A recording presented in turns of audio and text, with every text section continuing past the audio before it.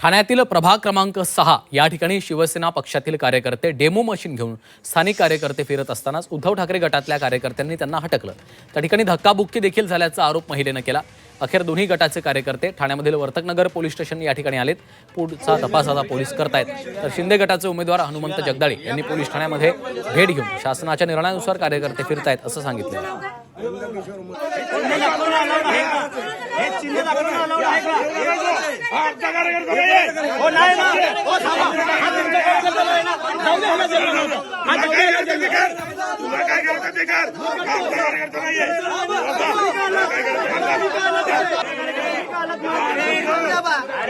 शुभम कोळी आमचे प्रतिनिधी सध्या फोन लाईनवरून आपल्यासोबत जोडले गेलेले आहेत। शुभम, नेमका काय घडलेलं आहे? कशामुळे दोन्ही शिवसेनेचे कार्यकर्ते भिडलेत?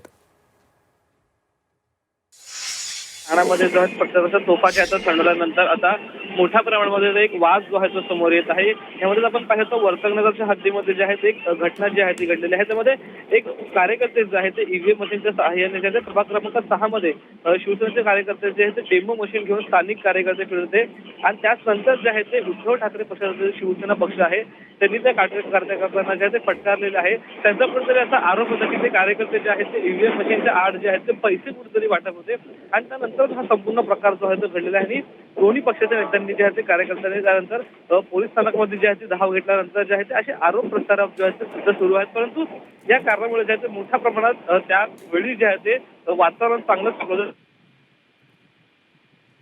प्रक्रिया ही पार पडताना ज्या गुप्त प्रकारचा प्रचार आहे तो कशा प्रकारे पार पडते हे पाहणं महत्त्वाचं असणार आहे। धन्यवाद शुभम या माहितीसाठी।